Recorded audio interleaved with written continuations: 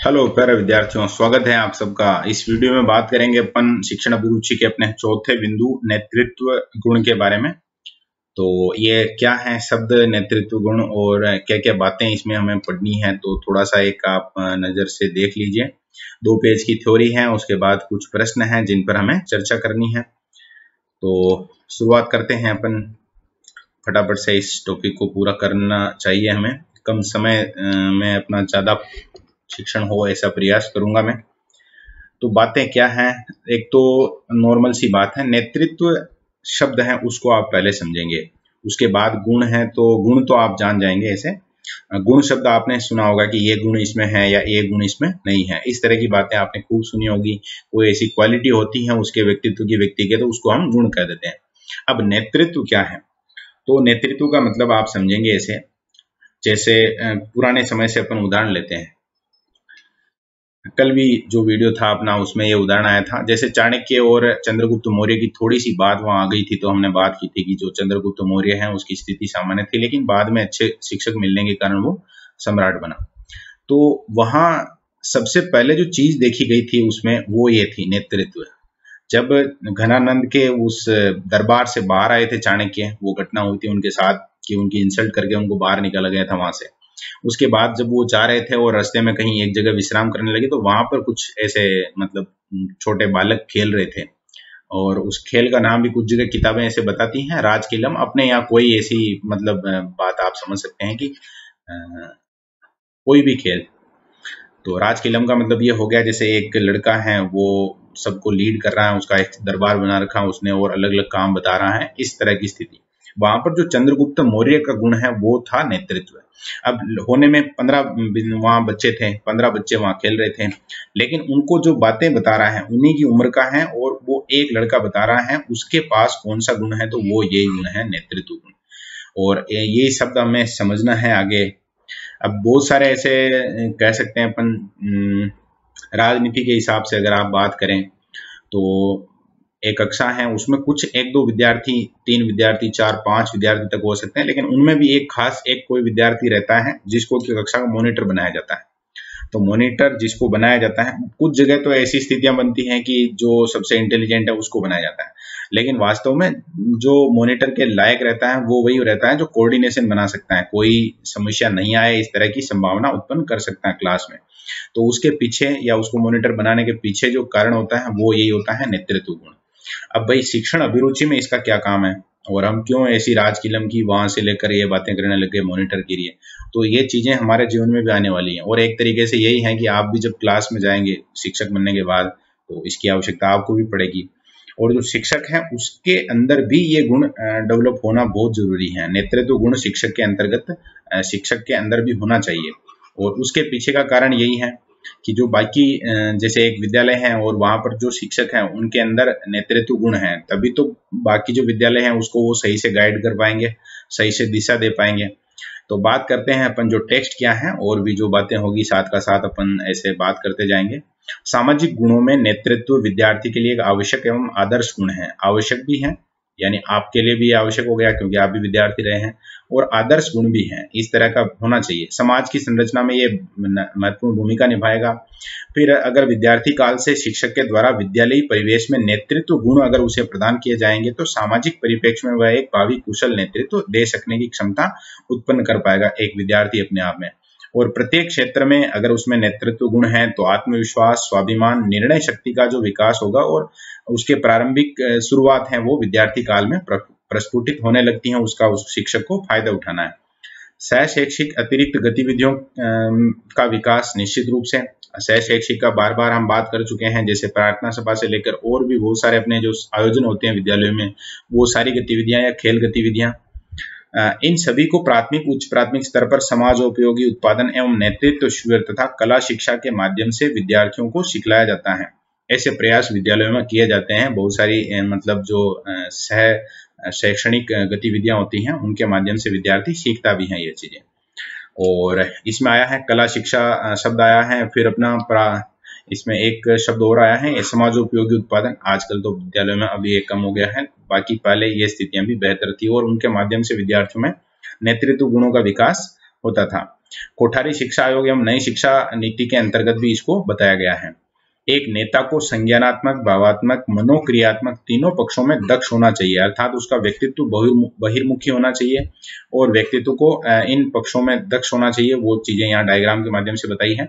अब यहाँ बहिर्मुखी और अंतर्मुखी, जो पहली बार सुन रहे हैं उनके लिए थोड़ा सा ऐसा होगा ये कि ये क्या है मामला। तो बहिर्मुखी और अंतर्मुखी का इसका विलोम मतलब अंतर्मुखी, यहाँ शब्द लिखा हुआ नहीं है लेकिन होते हैं ये, मतलब बालक के जब आप एसोसिएशन में जाएंगे तो साइकोलॉजी में पढ़ेंगे 3 प्रकार के, फिर उसमें बहिर्मुखी, अंतर्मुखी और उभयमुखी, इस तरह के 3 वह प्रकार आएंगे। और यहाँ कहा गया है कि नेतृत्व के लिए बहिर्मुखी होना बहुत आवश्यक है। बहिर्मुखी का मतलब ये समझेंगे, उनके जैसे कोई एक बालक है और उसके मन में कोई विचार है, वो अगर अपने मित्रों को, शिक्षक हैं, घर वाले हैं, उनको बता देता है, बस ये आप समझ जाइए वो बहिर्मुखी है। और एक विद्यार्थी है जिसके मन में विचार है लेकिन वो बताता नहीं है, कोई भी ऐसी घटना है, कोई भी चीज वो बताता नहीं है, तो वो अंतर्मुखी हो जाएगा। बस इतना समझना आपको। और नेतृत्व क्षमता के लिए ये बहिर्मुखी होना आवश्यक है। और संज्ञानात्मक रूप से, भावात्मक रूप से, मनोक्रियात्मक रूप से उसका दक्ष होना आवश्यक है। अब ये भी शब्द तो ऐसे हैं जो मतलब क्या है ये, भावात्मक और मनोक्रियात्मक पक्षों में दक्ष होना, संज्ञानात्मक पक्षों में, तो ये भी चीजें देखते हैं अपन। शारीरिक तो क्लियर है आपका, फिजिक जो भी है वो। मानसिक में ये जैसे उसकी जो बुद्धि है, उसका कौशल, उसका उपयोग करने का तरीका, क्या चीजें हैं, कोई भी उसके सामने चुनौती आती है तो वो किस तरीके से रिएक्ट करता है, वो सारी बातें। फिर संवेगात्मक, संवेगात्मक का मतलब इसको अपन ऐसे समझते हैं, जैसे कोई क्या उदाहरण लेना चाहिए, एक कक्षा का उदाहरण लेते हैं अपन सिंपल, अपने राजनीति नेताओं की बातें नहीं करेंगे, हालांकि नेतृत्व शब्द है लेकिन उधर की बातें करने के बजाय ज्यादा बेहतर रहेगा कि ये अपन कक्षा में ही रखें मामला, तो ज्यादा बेहतर रहेगा। एक विद्यार्थी है जिसको की कक्षा का आपने मॉनिटर बना दिया है। अब कक्षा का कोई, जब शिक्षक वहां नहीं है, जो भी उनका कार्यालय का काम है वो काम कर रहे हैं, कक्षा में कोई नहीं है, मतलब शिक्षक नहीं है, विद्यार्थी है सब। अब कोई एक विद्यार्थी है जो जिसने कोई एक छोटी मोटी शैतानी की और जो अपने मॉनिटर हैं उनको गुस्सा आ गया और उन्होंने 4-5 उसके लगा दी, तो ये उनके जो भी मॉनिटर हैं उसके संवेगात्मक अस्थिरता की निशानी है, मतलब संवेगात्मक रूप से वो स्थिर नहीं है। अब यहाँ पर उसका रिएक्शन क्या होना चाहिए था, एक बार वो उसको समझाने का प्रयास करेगा, उस पर गुस्सा नहीं करेगा, उसको ये कहेगा कि यार तुम शांति से बैठो, तो बाकी विद्यार्थी भी पढ़ रहे हैं तो उनको भी फायदा रहेगा और हो सकता है इसे समझ जाएंगे। हालांकि ऐसे भी कहते हैं अपने यहाँ की लातों के भूत बातों से नहीं मानते, लेकिन वो कहने की बातें हैं, उनका कोई इसमें ऐसा सीधा सीधा रोल नहीं है। तो संवेगात्मक का मतलब ये हो गया, यानी जो रिएक्शन है वो कैसा होगा। एकदम से अगर जल्ला पड़ते हैं, कोई लफड़ा कर देते हैं, तो फिर वो नेतृत्व गुणों के अंतर्गत नहीं आएगा, उसके बाद तो फिर स्थितियां खराब ही होनी है। और सामाजिक, सामाजिक का मतलब हम नॉर्मली यही लगाते हैं कि समाज में एक दूसरे का सहयोग करना, जो भी समाज के नीति नियम है उनका पालन करना और ये सारी बातें, या जो बढ़िया चीजें हैं उनको प्रमोट करना, जो बुराइयां हैं उनको खत्म करना, अर्थात उसे अब आगे आगे बात कर रहे हैं अपन। शारीरिक, मानसिक, संवेगात्मक और सामाजिक चारों ही पक्षों में दक्षता होनी चाहिए, तभी वो सही से नेतृत्व कर पाएगा। विद्यार्थी जीवन में दल नायक, कक्षा नायक, ये अभी जिसकी बात कर रहे थे वो शब्द यहाँ लिखा हुआ, कक्षा नायक में मॉनिटर शब्द उपयोग कर रहा हूँ, एक ही बात है वो। स्काउट है, एनसीसी है। अब एनसीसी है और स्काउट है, ये आपने सुने होंगे जरूर नाम, विद्यालय स्तर पर चलते हैं। तो इससे नेतृत्व गुण कैसे विकसित हो जाएगा, विकसित होता है। इसमें भी एक मतलब जिसको ट्रूप कहते हैं या दल कह लो, अभी हम बात कर रहे हैं, तो उसमें कोई दल रहता है, उसका एक दल नायक बनाया जाता है, उसी को अपने दल के सारे जो मेंबर हैं उनका मतलब मार्गदर्शन करना रहता है, तो वहां से भी वो ये चीजें सीखता है, नेतृत्व गुण है उनको सीखता है। राष्ट्रीय सेवा योजना है, ये सारी गतिविधियां हैं, इनके माध्यम से नेतृत्व की शक्ति है वो सुविकसित करने का धरातल तैयार होता है और इन्हीं के साथ वो व्यवहारिक जीवन में भी जिम्मेदार एक नागरिक की भूमिका निभाता है, वो उसका बेस रहता है। पश्चिमी यूरोपीय देशों के विद्यालय संगठनों में सरकारी, गैर सरकारी स्तर पर यह विशेषता स्पष्ट दृष्टिगोचर होती है। यहाँ केवल संस्था प्रधान एवं शिक्षक ही विद्यालय संगठन व संचालन के लिए प्रत्यक्षतः जिम्मेदार नहीं होते हैं, अपितु प्रत्येक विद्यार्थी को भी स्वयं के स्तर पर नेतृत्व एवं अनुशासन का प्रदर्शन समय समय पर करना और दिखलाना होता है। यही कारण है कि वर्तमान शिक्षा नीति व्यवहारिक शिक्षा में नेतृत्व अनुशासन को सर्वाधिक महत्वपूर्ण मानती है। वैसे थ्योरी है, पढ़ने की बातें हैं, तो एक बार आप वापस से इसको पॉज करके पढ़ लेना, सारी बातें महत्वपूर्ण है, आपके लिए भी महत्वपूर्ण है। आप भी, क्योंकि मुझे लगता है कि अभी तक आपको 3-4-5 साल तक, 5 भी नहीं, फिर भी 2 साल आपके एसईसी के और साल भर का आपका तैयारी का, तो भी 3 साल तो आप एक विद्यार्थी के रूप में ही रहेंगे, तो वहाँ ये सारी चीजें आपको ध्यान रखनी है, जिसमें अनुशासन भी आया है, नेतृत्व गुण भी आया है। औपचारिक पाठ्यक्रम में नेतृत्व शक्ति को कोठारी शिक्षा आयोग द्वारा पूर्व में शामिल किया गया था, जिसकी अनुपालना में मुदालियर आयोग और अपनी 86 की जो शिक्षा नीति है उसके अंतर्गत शामिल किया गया। महाविद्यालय एवं विश्वविद्यालय स्तर पर छात्र संगठन के चुनाव संपन्न होते हैं, उसके पीछे भी यही सारी बातें हैं। कुल मिलाकर नेतृत्व गुण है उनको विकसित करने का विचार रहता है। और क्या बातें हैं, प्राय प्रचलन में जो नेता शब्द एक अपेक्षाकृत अपरिष्कृत और स्व केंद्रित व्यक्तित्व के रूप में व्यवहृत होता है। हम नॉर्मली जब भी ये शब्द आता है नेता, तो उसका मतलब यही लगा लेते हैं आजकल के उस हिसाब से, जो भी परिवेश है सोशल मीडिया का ये उस हिसाब से लगा लेते हैं, लेकिन ये थोड़ा संकुचित इसको कह सकते हैं। सकारात्मक दृष्टिकोण से जीवन के प्रत्येक क्षेत्र में नेतृत्व की आवश्यकता होती है। अब जीवन के प्रत्येक क्षेत्र का मतलब यह हो गया, जैसे एक विद्यालय है उसमें प्रधानाध्यापक हैं या प्रिंसिपल है, जो भी है, तो वो भी एक तरीके से नेता ही हैं, उनको भी मार्गदर्शन करना ही है बाकी जो स्टाफ है, बाकी जो शिक्षक है उनका। या जैसे कक्षा में शिक्षक हैं सामने आपके, तो वो भी एक तरीके से उस कक्षा के उस समय तो नेता ही हैं। वो जैसा निर्देशन देंगे, जैसा मार्गदर्शन करेंगे, वैसा वो काम आगे होने वाला है। ये सारी बातें हैं। और जैसे परिवार है, तो परिवार में भी जो परिवार के मुखिया हैं वो परिवार के नेता भी हैं, ऐसे समझ लीजिए। अगर आपको मौका मिल रहा है तो आप वहां के नेता हैं। फिर आगे बात कर रहे हैं अपन, क्षेत्र नेतृत्व की आवश्यकता होती है। जिस प्रकार मराठों में शिवाजी एवं मेवाड़ में महाराणा प्रताप ने राजपूतों के आंदोलनकारी सैनिकों का मुगलों के विरुद्ध नेतृत्व किया, रामकृष्ण परमहंस हैं, स्वामी विवेकानंद हैं, दयानंद सरस्वती आदि आध्यात्मिक प्रवर्तकों ने धार्मिक क्षेत्र में सफल नेतृत्व किया, उसी प्रकार कबीर, नानक, रैदास ने धार्मिक पाखंडवाद के विरुद्ध पुनर्जागरण स्थापित करने हेतु मध्यकाल में उचित नेतृत्व प्रदान किया। ये अंतर्राष्ट्रीय परिदृश्य में खेल कूद में ध्यानचंद, आपने नाम सुना होगा, हमारे भारत का गौरव, पीटी उषा, कपिल देव, सचिन तेंदुलकर, अंतरिक्ष अनुसंधान के क्षेत्र में राकेश शर्मा, कल्पना चावला, सुनीता विलियम्स आदि के नेतृत्व शक्ति ध्यातव्य है। मतलब एक तरीके से इनके क्षेत्र में इन्होंने बेहतर काम किया है और इनके काम के आधार पर इनका अनुसरण करने वाले लोगों ने अनुसरण किया है, तो इनको एक तरीके से इस तरह बताया गया है कि ये उनके बेहतर नेता थे। जैसे छत्रपति शिवाजी का नाम यहाँ आया है, तो छत्रपति शिवाजी भी एक सामान्य ही व्यक्ति थे, लेकिन उन्होंने फिर नेतृत्व किया सेना का और बेहतर नेतृत्व प्रदान किया, तो वो एक तरीके से वहां नेता हो गए। फिर महाराणा प्रताप है, जिनको तो पूरी दुनिया जानती है, मतलब सभी को जानती है, यहाँ जितने नाम आए हैं वो सभी महान व्यक्तित्व हैं, उनके नाम ही हैं। लेकिन जो नेतृत्व जो जिसको कहेंगे, जैसे महाराणा प्रताप तो हम अपने राजस्थान जीके में पढ़ते हैं खूब सारा, तो आपको थोड़ा सा अगर याद आ रहा हो तो महाराणा प्रताप का भाई था जगमाल, तो रानी भटियाणी के प्रभाव में आ गए थे उदय सिंह जी और जगमाल को राजा बना दिया था। लेकिन फिर जो अपनी सलुम्बर रियासत है उसको अधिकार था राजा किसको बनाया जाए किसको नहीं बनाया जाए, तो फिर वहां के जो किशन सिंह चुंडावत थे उन्होंने तलवार महाराणा प्रताप को थमा दी। उसके पीछे भी कारण यही था क्योंकि उनमें नेतृत्व क्षमता थी। और मैंने कहानियां भी बताई थी ऐसी कि वो जो वहाँ के लोकल लोग बाग हैं उनके साथ काफी घुले मिले हुए थे और लोगों की कोई भी परेशानी होती थी तो उसी तरीके से रिएक्ट करते थे या उनका नेतृत्व करते थे, तो उसका बेनिफिट फिर उनको मिला। और आगे अभी हम पढ़ रहे हैं उनके बारे में, तो उसका निश्चित रूप से उन्हीं चीजों का प्रभाव रहा होगा। आध्यात्मिक क्षेत्र में स्वामी विवेकानंद हैं, उनको सब जानते हैं। आज भी जैसे धार्मिक संकीर्णताओं की कहीं बात होती है, हिंदू मुस्लिम ऐसी बातें होती हैं, उस समय भी लोग हैं इनका सम्मान जरूर करते हैं, क्योंकि उन्होंने केवल एक ही वर्ग विशेष को लेकर बात नहीं की। इन्होंने कहा कि जो संपूर्ण मानव है, जैसे अमेरिका में जाके शिकागो में भाषण में कहा समस्त मतलब भाइयों बहनों, तो इस तरह का विचार फिर लोगों को लगा कि हाँ यार ये चीज बहुत अलग है, तो वो नेतृत्व गुण था, कुशलता थी उनकी। ऐसे ही फिर दयानंद सरस्वती हैं, कबीर, नानक, रैदास, तो ये जो संकीर्णताएं होती हैं उन चीजों से आगे ऊपर उठे थे, वो इनके यहाँ नाम है, उसी का कारण है। मतलब नेतृत्व क्षमता प्रत्येक विद्यार्थी में जन्मजात होती है, किंतु उससे उभारने और विकसित करने में विद्यालय संगठन विभिन्न सह पाठ्येतर प्रवृत्तियां, शैक्षणिक क्रिया संबंधी नाट्य, वाद विवाद, भाषण कला आदि के माध्यम से नेतृत्व क्षमता को पूर्ण रूप से निखार लाकर भावी जीवन हेतु प्रदर्शित करने की क्षमता सने सने प्राप्त कर सकता है।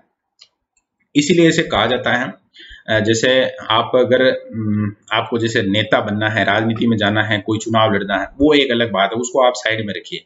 उसके अलावा भी जीवन के बहुत सारे आयाम हैं जहां पर आपकी आवश्यकता रहेगी। जैसे आपका परिवार है, वहां से लेकर आप जब मित्रों में जाएंगे या मतलब समाज है, आपका जो भी समाज आपका गांव है, वहां हर जगह आपकी आवश्यकता तो रहेगी। अब शुरू में जैसे कोई एक विद्यार्थी है जिसने कभी विद्यालय में 15 अगस्त 26 जनवरी पर भाषण देने मतलब वो मौका रहता है उनके पास, अभी 2 साल से ये थोड़ा मामला गड़बड़ है, तो जब मौका मिलता था और मौके का फायदा उठाता था, तो उससे क्या होगा, उसका जो डर है वो समाप्त हो जाएगा, वो बोलना सीखेगा।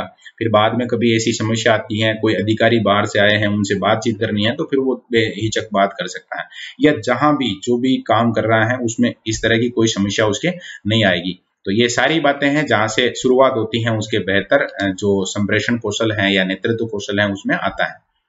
और क्या क्या बातें हैं, शिक्षक की महत्वपूर्ण भूमिका भी, जब वो वहां सीख रहा है, जैसे कोई एक ऐसी स्थितियां बनती हैं बहुत सारे विद्यार्थियों के साथ, और अगर आप में है तो इसको आप निकाल देना, ये हम पाठ्य ये जो भी अपना जो चैप्टर है ये पढ़ रहे हैं, तो वहीं से आप सीख जाना कि ये चीज कितनी गड़बड़ कर सकती है।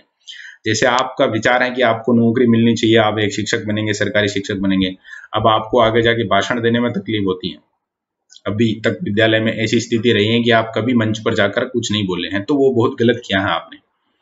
तो मतलब कि अब आपको ध्यान रखना है इस चीज का, कभी आपको अवसर मिलता है तो उसका फायदा उठाना है। नेतृत्व मनोबल को प्रभावित करता है, नेतृत्व मनोबल को प्रभावित करता है। प्रभावी नेता के साथ व्यक्ति स्वयं अधिक कार्य करने हेतु अभिप्रेरित होता है। प्रभावी नेताओं में कुछ समान विशेषताएं होती हैं जो निम्न हैं। ऐसे नेता बाह्य योगदान पर केंद्रित रहता है, प्रभावी तथा उपयुक्त निर्देशन के द्वारा परिणाम प्राप्त कर लेता है, और वह अपने सहयोगियों, अधीनस्थों, वरिष्ठ अधिकारियों की अच्छाइयों का निर्माण और कमजोरियों की उपेक्षा करता है। सोच समझकर निर्णय, विशेषतः एक समय पर एक निर्णय लेता है, और नेता को ही निर्णय लेना होता है। जैसे महाराणा प्रताप है, महाराणा प्रताप के पास भी तो अकबर ने 4 व्यक्ति भेजे थे। सबसे पहले जलाल खां भेजा, उसके बाद मान सिंह को भेज दिया, फिर भगवंत दास को भेज दिया, फिर टोडरमल को भेज दिया। अब ये चारों आए थे, लेकिन महाराणा प्रताप ने एक ही निर्णय लिया सोच समझ कर कि हम गुलामी स्वीकार नहीं करेंगे। तो ये वो नेता के गुण हैं। बाकी बहुत सारे ऐसे भी थे जिनमें इतने वो क्वालिटी नहीं थी महाराणा प्रताप जितनी, तो उन्होंने स्वीकार कर लिया। जॉर्ज टेरी ने एक बात कही है, ये विद्वान है एक, नेतृत्व व्यक्तियों को पारस्परिक उद्देश्यों के लिए स्वैच्छिक प्रयत्न करने हेतु प्रभावित करने की योग्यता है। स्वैच्छिक प्रयत्न करने हेतु प्रभावित करने की योग्यता है। जैसे कोई नेता है वो अनाउंस करते हैं, जैसे एक मैं आपको उदाहरण देता हूँ, हालांकि कुछ विद्यार्थी इसको राजनीति से जोड़ लेंगे मुझे लगता है, लेकिन जब बात आ जाए ऐसे उदाहरण की तो ऐसे घबराना नहीं चाहिए, और मुझे लगता है कि वो ठीक रहेगा। कोरोना काल में एक समय ऐसा आया था जब शुरू में जानकारी हुई थी लोगों को, तो काफी मतलब समस्या में थे सब लोग बाग, और लॉकडाउन था। उस समय हमारे देश के प्रधानमंत्री महोदय ने ऐसा एक अनाउंस ही कह लो, मतलब हमारे पास तो सोशल मीडिया के माध्यम से वो वीडियो पहुंचा होगा या खबरों के माध्यम से, तो उन्होंने कहा था कि जो भी जो कोरोना को रोकने में, कोरोना की रोकथाम में काम कर रहे हैं, जिसमें डॉक्टर्स हो गए, अपनी जो भी पूरा मेडिकल फील्ड जितने भी लोग काम कर रहे हैं, साथ ही साथ हमारी जो पुलिस है वो रात दिन एक किए हुए हैं, ड्यूटी कर रहे हैं, तो उन लोगों को एप्रिशिएट करने के लिए, मतलब उनके सम्मान में आप थोड़ा वो थाली बजाएंगे, तो फिर पूरे देश में आपने बहुत सारे ऐसे प्रतिक्रियाएं देखी होगी भयंकर, बड़े से बड़े जो उद्योगपति और उनके भी फोटो ऐसे सोशल मीडिया पर आपने देखे होंगे। तो ये जॉर्ज टेरी ने, हालांकि ये तो घटना अभी की है, जॉर्ज टेरी ने ये किताब तो काफी पहले लिख दी थी, उसमें ये लिखा था, नेतृत्व व्यक्तियों को पारस्परिक उद्देश्यों के लिए स्वैच्छिक प्रयत्न करने हेतु प्रभावित करने की योग्यता है। उन्होंने एक बात कही और पूरे देश में वो बात कही, लोगों ने उस हिसाब से काम किया, तो वो एक योग्यता है उनके पास नेतृत्व की। और भी हैं, जैसे मैंने एक उदाहरण लिया, मुझे लगता है कि वो यहाँ थोड़ा आप रिलेट कर पाएंगे, इसलिए बाकी और भी हर जगह है। अभी जैसे आंदोलन होते हैं बहुत सारे, तो उनका कोई एक लीडर होता है, वो कह देता है कि ऐसे आना है, वहाँ तोड़ फोड़ करनी है, कुछ भी करना है, तो लोग करते हैं ऐसा। हालांकि लोग वहाँ तोड़ फोड़ करने वालों को खुद को पता है कि हम गलत कर रहे हैं, सरकार की संपत्ति है उसको नष्ट कर रहे हैं, इसके अलावा भी और तरीका हो सकता है जिससे हम उसको हासिल कर सकते हैं जो हमें चाहिए, सही तरीके से भी उसको हासिल किया जा सकता है। लेकिन फिर चूंकि नेतृत्व है प्रभावित करने वाला, उनको गलत दिशा में भी प्रभावित किया जा सकता है। नेतृत्व दी हुई परिस्थिति में एक व्यक्ति या समूह के प्रयासों के उद्देश्यों की प्राप्ति हेतु प्रभावित करने की एक क्रिया है। प्रभावित करने की क्रिया बार बार शब्द आ रहा है, समझ जाएंगे आप। प्रभावित करने का मतलब यही है कि किसी व्यक्ति के द्वारा कही गई बात है और बाकी सबके द्वारा उसको एग्जीक्यूट किया जाता है। अब जो नेतृत्व है उसकी प्रकृति के बारे में बात कर लेते हैं कि किस तरह की चीजें रहती हैं। प्रकृति का मतलब आप ऐसे समझेंगे, उसका अंग्रेजी रूपांतरण होता है नेचर, वो उसमें किस किस तरह की विशेषताएं होती हैं। तो पहली विशेषता है कि जब नेतृत्व की बात आएगी तो नेतृत्व किनका करेंगे, अनुयायियों का होना वहां पर जरूरी है। और इसमें भी नेतृत्व करने के लिए जरूरी है कि कुछ अनुयायी हों। बिना अनुयायी के नेतृत्व संभव नहीं है। नेतृत्व किसका करेंगे अगर अनुयायी नहीं है तो। और अनुयायियों से आशय है उन व्यक्तियों से है जो नेता के आदेशों और निर्देशों का अक्षर से पालन कर ले, मतलब उनकी बात को माने। जैसे वापस आ जाते हैं अपन, भाई क्लास है, क्लास में शिक्षक ने जो बात कही है कि बेटा ये 2 प्रश्न लिख के लाना, ये काम करना, ऐसे तो वो विद्यार्थी करते हैं, वही सेम चीज है या अनुयायी। कक्षा में अगर विद्यार्थी नहीं है तो कौन काम करने वाला है। सामान्य उद्देश्य अथवा लक्ष्य, नेतृत्व करने वाला व्यक्ति अर्थात नेता उपक्रम के सामान्य उद्देश्यों अथवा लक्ष्यों को प्राप्त करने के लिए अपने अनुयायियों का निर्देशन और मार्गदर्शन करता है। जैसे आप अभी समझ जाएंगे, ये मैं सो ही लिख रहा हूँ, जो विद्यार्थी हमारे कक्षा प्रोग्राम से जुड़े हुए नहीं है वो नहीं समझ पाएंगे, तो आप समझ गए होंगे कि हमारा भी कोई लक्ष्य है। फिर आगे तीसरा बात कर रहे हैं हम क्रियाशील संबंध। इसमें नेतृत्व क्रिया में नेता एवं अनुयायियों का पारस्परिक संबंध निष्क्रिय न होकर क्रियाशील होता है। क्रियाशील का मतलब उनके बीच में कुछ ऐसे मतलब जो भी प्रोसेस है काम की वो चलती रहती है। नेतृत्व में नेता अपने अनुयायियों को सामान्य लक्ष्यों को प्राप्ति हेतु मार्गदर्शन करता है। आपसी हितों की एकता, नेता और उनके अनुयायियों के बीच हितों की एकता का होना जरूरी नहीं है, जरूरी होता है। इसके पीछे ऐसे समझेंगे आप, जैसे जो अनुयायी हैं, नेता ने अपना काम बता दिया कि ये काम कर लेना और उससे बेनिफिट केवल नेता को हो रहा है, तो भी ये काम आगे ज्यादा समय तक चलने वाला नहीं है। या फिर कोई काम बताया है लेकिन नेता को उसका कोई बेनिफिट नहीं होने वाला है, तो भी ये काम आगे नहीं चलने वाला है। यदि किसी उपक्रम में नेता और अनुयायी दोनों पक्ष अलग अलग लक्ष्यों के लिए प्रयास करें, उस संगठन में नेतृत्व का कोई प्रभाव नहीं होता है। यानी कि जो विद्यार्थी हैं, जो भी वहाँ अनुयायी हैं, उनका लक्ष्य अलग है, नेता है उसका अलग है लक्ष्य, तो फिर वहाँ काम नहीं चलने वाला। तो आपसी हितों में एकता होनी चाहिए। फिर आदर्श आचरण, नेता को अपने आचरण द्वारा अनुयायियों के सामने उच्च स्तर का आदर्श प्रस्तुत करना चाहिए। यदि नेता का आचरण आदर्श नहीं होगा तो अनुयायी भी उस तरह का विपरीत आचरण करेंगे। यानी जैसे लक्ष्य तो बता दिया कि ये लक्ष्य है, अब कुछ नहीं कर रहा है वो, बस वो अपने अपने काम में मस्त हैं और आप अपने काम में मस्त हैं, तो भी वहां स्थितियां गड़बड़ हो जाएगी। फिर अगला है नेतृत्व एक व्यक्तिगत गुण है। व्यक्तिगत गुण का मतलब हो गया व्यक्ति विशेष का गुण है। नेतृत्व करना नेता का एक विशिष्ट व्यक्तिगत गुण होता है, जो उसकी क्षमताओं योग्यताओं को प्रभावित करने का अवसर प्रदान करता है। व्यक्तिगत का मतलब सामूहिक रूप से नेतृत्व नहीं किया जा सकता, ऐसे समझ लीजिए आप। नेतृत्व एक गतिशील प्रक्रिया है। व्यावसायिक प्रतिष्ठान की स्थापना से लेकर जब तक प्रतिष्ठान विद्यमान रहता है तब तक नेतृत्व की क्रिया विद्यमान रहती है। यहाँ आया है व्यावसायिक प्रतिष्ठान शब्द। इसका मतलब क्या समझेंगे आप? व्यावसायिक प्रतिष्ठान का मतलब जैसे कोई दुकान लगा रहा है व्यावसायिक प्रतिष्ठान का मतलब ऐसे समझ लीजिए, जैसे बड़े स्तर पर बात करें तो कोई फैक्ट्री है, कोई बहुत बड़ी इंडस्ट्री अगर किसी के द्वारा, तो उसमें भी किसी एक का नाम आएगा। जैसे कभी आपने सुना होगा कि जैसे जियो, रिलायंस जियो है, तो मुकेश अंबानी का नाम सुना होगा, जो कि भारत के सबसे ज्यादा पैसे वाले व्यक्ति हैं, है ना। तो उनका प्रतिष्ठान है, व्यावसायिक प्रतिष्ठान है रिलायंस। अब जब तक ये प्रतिष्ठान है तब तक नाम है। इससे पहले भी धीरूभाई अंबानी जिनका नाम चल ही रहा था, आने वाले समय में भी और जो आगे हैं वो मतलब हेड रहेंगे और काम करना ही रहता है। जो भी कर्मचारी हैं उनको वो निर्देश देते हैं, लक्ष्य एक ही रहता है, कंपनी है उसको और आगे से आगे उसका टर्नओवर बढ़ाना, सारी बातें ऐसी। तो वो क्रिया चलती रहती है, यानी कि एक गतिशील प्रक्रिया, आगे से आगे बढ़ता रहता है मामला। नेतृत्व के गुण, सफल बनने के लिए, सफल नेता बनने के लिए किसी भी व्यक्ति में ये गुण होने चाहिए। तो बात कर लेते हैं, ये ध्यान रखना आप लोग। पहला है निश्चयात्मकता। किसी भी संगठन के मनोबल के लिए स्थिर चित्त वाले, काम टालने वाले, अस्थिर चित्त वाले, मैं स्थिर चित्त वाले का मतलब ऐसे जो गुण होना चाहिए। तो यहाँ क्या बात हो रही है उसको समझ लेते हैं अपन। काम टालने वाले, हिचकिचाने वाले, अनिश्चित प्रवृत्ति के नेता से अधिक घातक और कुछ नहीं होता। मतलब जो अस्थिर है, अस्थिर चित्त है, मतलब उसका मन कभी ऐसे और कभी ऐसे, कभी ऐसे कभी ऐसे, ऐसा हो जाता है, काम को टाल देता है, अरे आज नहीं आज नहीं आज नहीं, ऐसा। या हिचकिचाने वाला, कोई भी एक्शन लेनी है अब वो उसको डर लग रहा है। जैसे सेनापति का निर्णय, मतलब उदाहरण लेते हैं अपन, सेनापति का निर्णय मतलब जैसे लड़ने चले गए, पहले के जमाने की बातें कर रहे हैं, आजकल ऐसा नहीं है। तो वो सेना चली गई, सेनापति रहता है, वो कहता आक्रमण, उसके बाद फिर लड़ाई होती है। अब वहां जाने के बाद जो सेनापति है उसको ऐसे लगने लग जाएगी यार मैं मर गया तो फिर वो मामला गड़बड़ हो जाएगा, और घातक और कुछ नहीं। मतलब इस तरह की स्थिति अगर बन गई तो पूरी 12 बजने वाली है। इसीलिए आपने देखा होगा बहुत सी जगह बेहतर, सारी चीजें बेहतर होने के बावजूद जो मेन जो लीडर है उसमें थोड़ी प्रॉब्लम है, तो फिर मामला गड़बड़ हो जाता है। जबकि जो स्थिर चित्त वाले हैं, काम को कभी टालते नहीं है, किसी भी काम में हिचकिचाते नहीं है, जो सही है वो सही है और वो काम करते हैं, तो फिर वो बेस्ट से बेस्ट रह सकता है मामला। तो आपको ध्यान रखना है कैसा होना चाहिए नेता, निश्चयात्मक, एक डिसीजन लेकर चले कि भी हाँ ये काम करना, ये काम करना, बात खत्म। दृष्टिकोण की स्पष्टता, नेता को स्वयं यह जानना चाहिए कि वह क्या चाहता है और क्या नहीं चाहता है। तो जो दृष्टिकोण है वो, अब बात करते हैं नॉर्मली कि पॉजिटिव होना चाहिए, लेकिन जो भी टारगेट है उसके हिसाब से क्या दृष्टिकोण है, क्या वो निराशावादी है, क्या उसको लगता है कि हम कर नहीं, ये जो काम है, जो भी हम लक्ष्य है उस तक पहुंच नहीं पाएंगे, इस तरह का विचार नहीं होना चाहिए। दृष्टिकोण है वो बिल्कुल क्लियर होना चाहिए। सबको पता होना चाहिए कि इसके मन में क्या है, क्या लक्ष्य है और किस लक्ष्य के लिए ये काम करना चाह रहा है।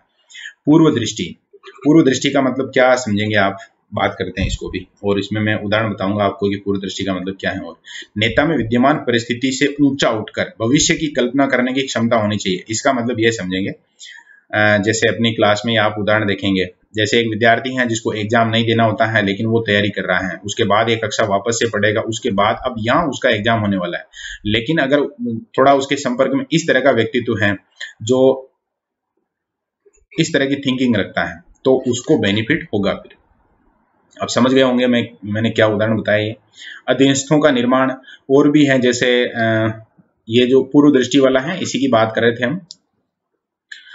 कक्षा 9-10 में पढ़ रहा है कोई विद्यार्थी, उस समय से जो शिक्षक हैं अलग अलग तरीके से गाइड करने लग जाते हैं, या जैसे कोई विद्यार्थी 10वीं पास होने के बाद 11वीं कक्षा में क्या विषय लेगा, तो उसमें पूर्व दृष्टि के आधार पे भी उनको थोड़ा इस तरह से जो शिक्षक हैं वो सलाह देते हैं कि बाद में इस तरह की स्थितियां बनेगी, आप इस स्ट्रीम में जाएंगे, ये सब्जेक्ट लेंगे तो बाद में आपके लिए ये अपॉर्चुनिटी है या इस तरह का मौका आपको मिलेगा, और उनके आधार पे फिर वो विद्यार्थी भी निर्णय लेता है। तो ये सारी चीजें पूर्व दृष्टि। और यहाँ हम केवल मतलब यहाँ शिक्षक और क्लास की बातें कर रहे हैं, राजनीति में ले लो, चाहे पुराने जमाने के उदाहरण ले लो, हर जगह ये पूर्व दृष्टि वाला जो ऑप्शन है वो मिलेगा, और नेतृत्व के गुण में निश्चित रूप से ये होना ही चाहिए।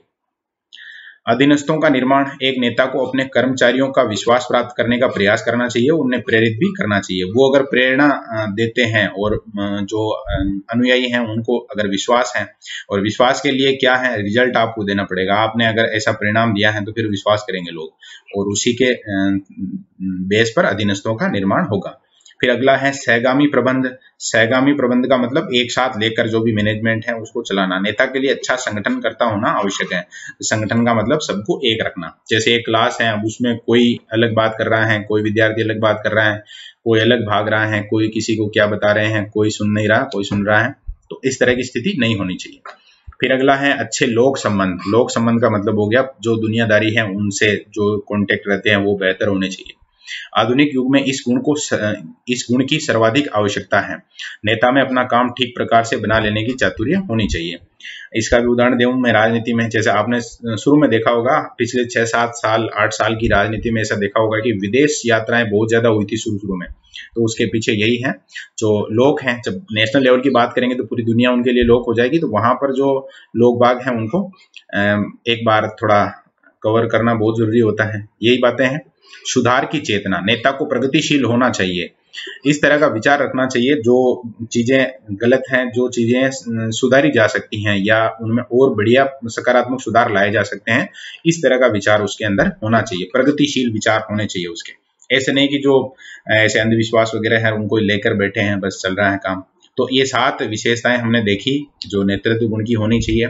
अब ये इतना भाषणबाजी चल रही है, इतनी बात कर रहे हैं हम ज्यादा लंबी, तो उसके पीछे कारण यही है। यहाँ से प्रश्न बनेंगे।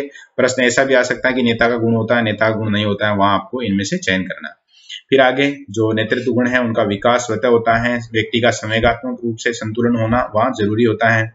फिर ये जो नेतृत्व गुण है उनके विकास विद्यालय में विद्यार्थी के जीवन में आरंभ हो जाते हैं। विद्यालय से वो सीखना शुरू करता है इन गुणों को, और अध्यापक के निर्देशन में छात्रों की विभिन्न अवसरों पर इस गुण को विकसित करने की शिक्षा भी मिलती है। जैसे आपने देखा होगा, एक ऐसा उदाहरण ये तो हो ही सकता है, आपने कभी देखा होगा कि आप कक्षा में थे, 6ठी 7वीं 8वीं से ले लो, जो भी टीचर थे, जो भी मैडम या गुरुजी थे, शिक्षक थे, उनको कोई काम था, तो किसी खास विद्यार्थी को टारगेट करके कहा गया कि तुम ये काम करके आओ। तो उसके पीछे भी यही है। वहां से इस तरह उनको लगा कि इसके पास ये क्वालिटी है और वो उनको मौका देते हैं। फिर वो शुरुआत होती है उनके इस गुण के विकास होने की। प्रधानाध्यापक एक नेता एवं पाठ्यक्रम समन्वय के रूप में काम करता है। शुरू में मैंने ये बात भी कही थी कि जब एक विद्यालय में अगर बात करेंगे तो वो नेता के रूप में स्थापित रहेंगे। विद्यालयों में अनुशासन स्थापना, पाठ्यक्रम नियोजन, समुचित वातावरण निर्माण आदि जो काम है वो प्रधानाध्यापक को करने होते हैं, एक नेता के रूप में करने होते हैं। कक्षा कक्ष में शिक्षक एक नेता के रूप में काम करता है, ये भी बात कर चुके हैं अपन। और एक नेता के रूप में शिक्षक पाठ्यक्रमों के उद्देश्यों को प्राप्त करता है, कक्षा में अनुशासन बनाता है और सारे काम करता है जो छात्रों के अधिगम हित में होते हैं, मतलब बच्चों के जो भी विद्यार्थी हैं उनके फायदे के लिए होते हैं। नेतृत्व का विकास। बर्नौट ने कहा कि मेरा अनुमान है कि इसमें किसी को संदेह नहीं है कि संगठन के लिए शिक्षा के बिना ऐसे नेताओं की पूर्ति बिल्कुल असंभव है जो आधुनिक जगत की परिस्थितियों के अनुरूप कुशलता रखते हैं।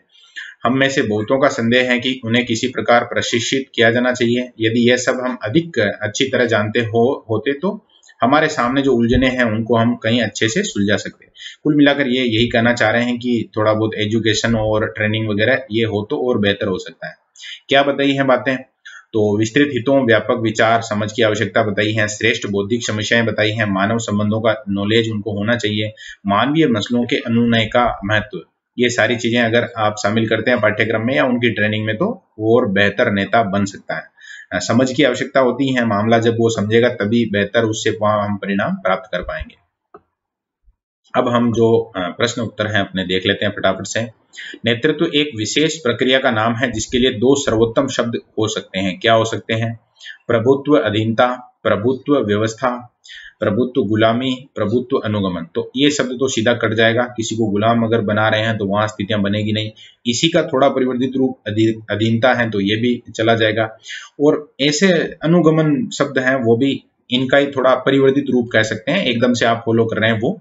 तो प्रभुत्व तो सही बात है लेकिन व्यवस्था के लिए होना चाहिए, वो एक सिस्टम के तहत होना चाहिए। तो यहाँ जो दूसरा ऑप्शन है वो सही हो जाएगा। आपको यहाँ नेगेटिव शब्द हैं उनको रूल ऑफ रिजेक्शन के तहत हटा देना था, तो ये दो तो वैसे ही हट रहे हैं अपने, अधीनता और गुलामी।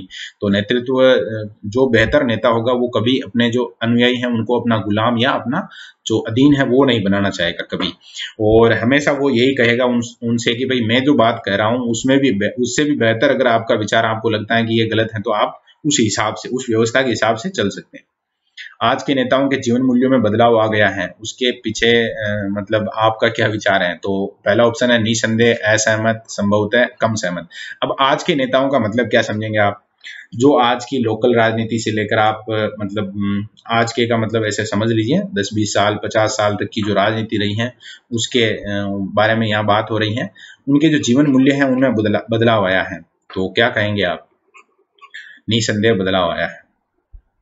और क्या बदलाव आया है तो वो भी आप महसूस कर रहे होंगे जब आप राजनीति की बात करते हैं। अभी मतलब राजस्थान के हिसाब से आप देख लेना, नेता होना चाहिए, कैसा होना चाहिए अभी बात कर चुके हैं अपन, ये तो उभयमुखी, बहिर्मुखी, द्वंद्वोन्मुखी। अब वहां पर यह आया था कि बहिर्मुखी होना चाहिए, लेकिन यहाँ हम सही उत्तर लाएंगे उभयमुखी का, मतलब कुछ बातों में अंतर्मुखी होना भी आवश्यक है उसका।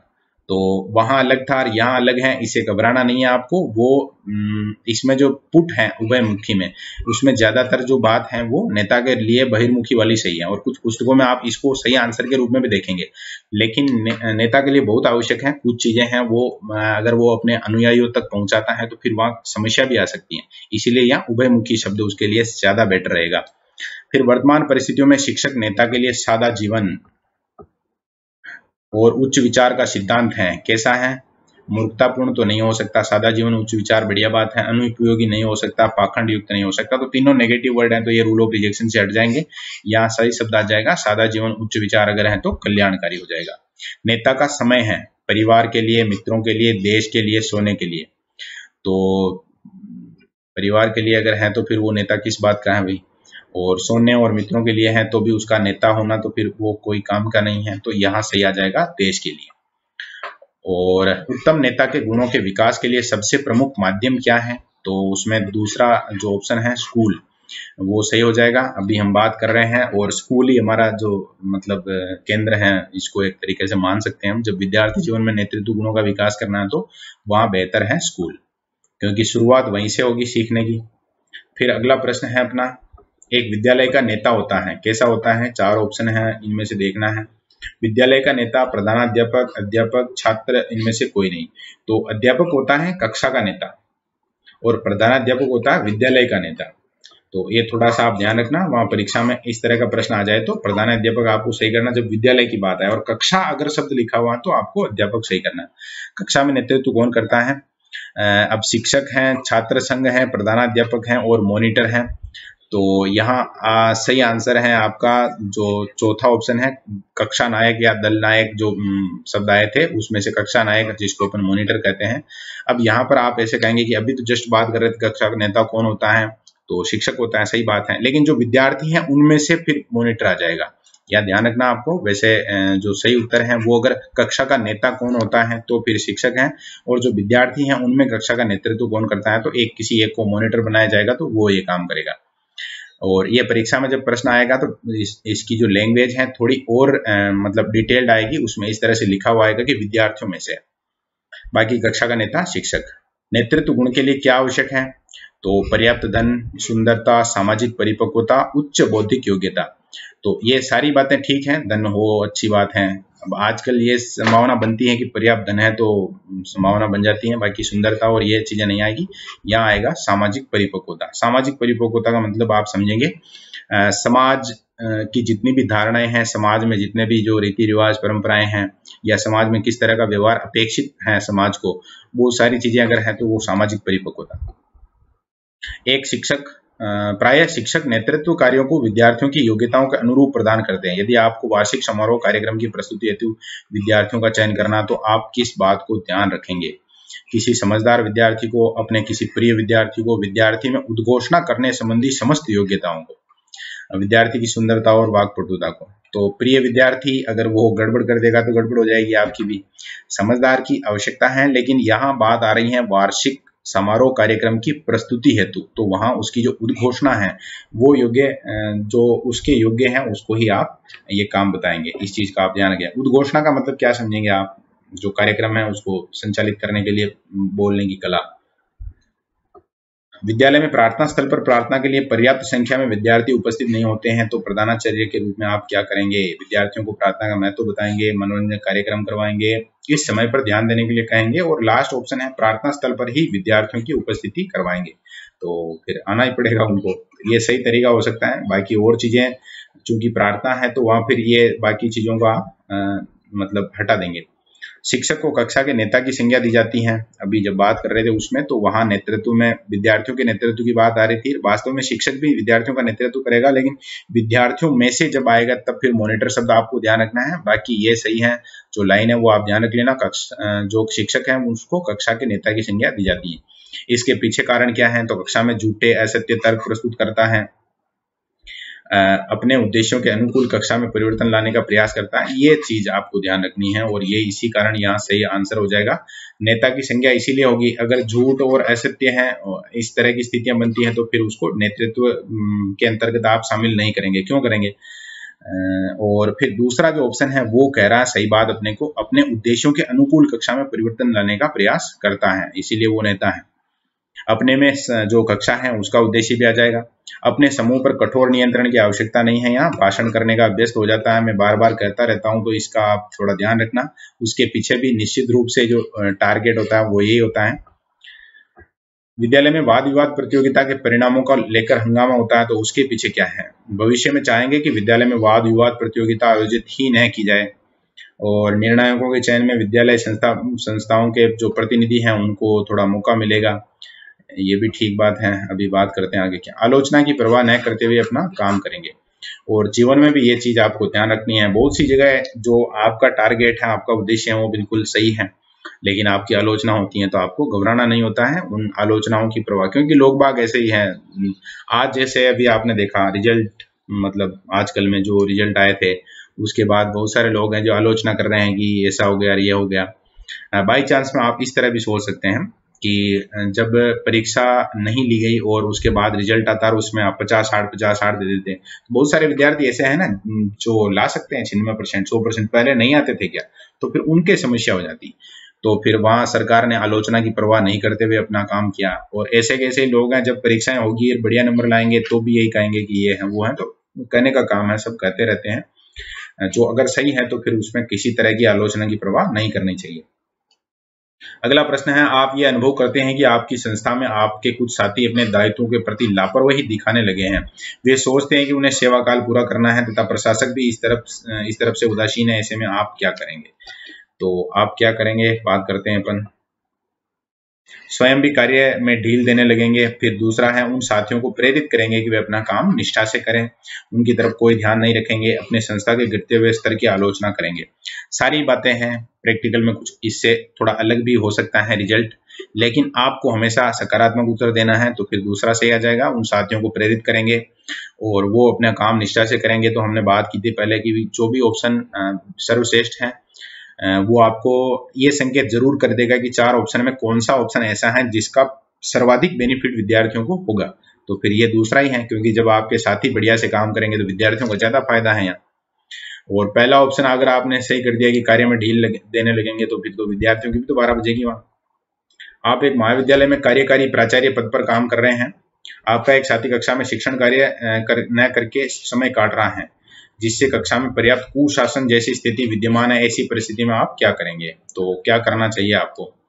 आप भविष्य से कक्षाओं का पर्यवेक्षण बंद कर देंगे, क्योंकि आप चाहते हैं कि किसी के बुरे नहीं बने। ऐसी स्थितियां बहुत सारी जगह स्कूलों में आ जाती हैं। कभी जो हेड हैं वो जाते हैं कक्षा में और फिर मतलब अगर ऐसी समस्या आती है तो फिर मतलब स्थितियां हैं उनके सामने भयंकर हो जाती हैं। फिर दूसरा है, आप कक्षा को शांत करते हुए उनसे शोर करने के कारणों का पता लगाएंगे। ये भी ठीक बात रहेगी। वहां आप शिक्षक को कक्षा के बाद मिलने के लिए कह देंगे। और एक है, आप क्रोधपूर्ण ढंग से कक्षा में प्रवेश करेंगे तथा शिक्षक को उसके कार्यों के लिए बुरा भला कह देंगे। तो ये तो नेगेटिव हो गया सीधा। और ये ऑप्शन भी आपका यहाँ जैसे आप देख पा रहे होंगे कि यहाँ तो थोड़ी सी गड़बड़ कर रखी है, मतलब कि जो ऑप्शन है सही सही दिख नहीं रहा है। लेकिन जब हम रिसर्च करेंगे तो पता चलेगा कि यहाँ पर क्या आंसर। जैसे पहला ऑप्शन था कि भविष्य में कक्षाओं का पर्यवेक्षण बंद कर देंगे, तो विद्यार्थियों के लिए तो नुकसानदायक हो जाएगी ये बात। फिर ये 2 ऑप्शन है। अब रूल ऑफ रिजेक्शन से हमने पहला और चौथा ऑप्शन तो हटा दिया, ये दोनों कभी उत्तर हो ही नहीं सकते। फिर दूसरा और तीसरा है, उसमें हम तुलना कर रहे हैं। तो क्या बातें हैं?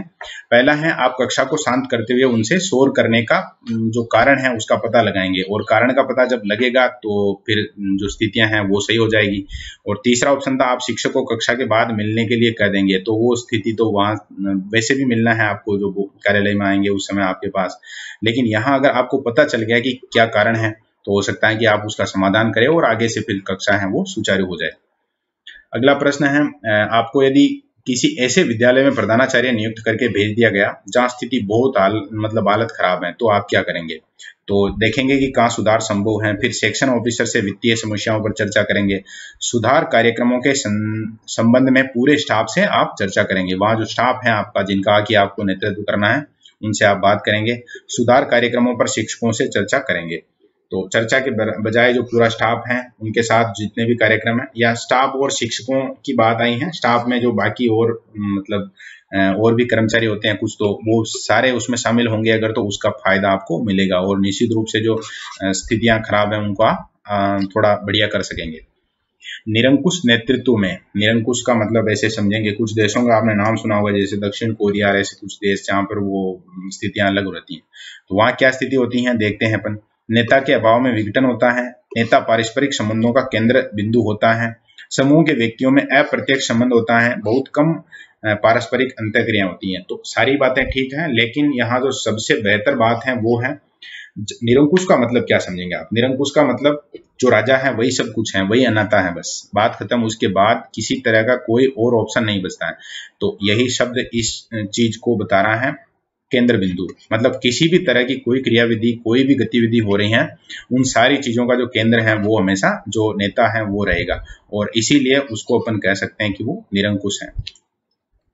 और इस तरह से ये जो अपना टॉपिक है जो नेतृत्व गुण वाला, इसको अपन ने पूरा कर लिया है। इसके बाद आगे हम जो सृजनात्मकता टॉपिक है अपना उस पर बात करेंगे। तो मुझे लगता है कि 40 मिनट तो आपके गए, लेकिन सारी चीजें जो नेतृत्व गुण से संबंधित थी वो आपके समझ में आई होगी। कुछ चीजें आपको सीखनी भी हैं यहाँ से। कुछ बहुत ज्यादा ऐसे आदर्शवादी हैं, लेकिन उनको अगर हम व्यवहारिक रूप से अपने जीवन में ला सकते हैं, ऐसा अगर प्रयास करना चाहिए आपको। और कभी आपको अगर मौका मिलता है, आगे कोई कार्यक्रम है उसमें भाग लेने का, या मतलब मंच साझा करने का, भाषण देने का, ऐसी सारी चीजें हैं। तो वहां पर आपको थोड़ा सा ये ध्यान रखना है। अगर आने वाले समय में आप एक शिक्षक के रूप में अपना व्यवसाय चुन रहे हैं तो आपका जो संप्रेषण है, आपका बोलना है, वो थोड़ा बेहतर होना चाहिए, ताकि आप जो विद्यार्थी हैं उनका थोड़ा फायदा कर सकेंगे। ऐसी बातें हैं सारी। ओके, धन्यवाद।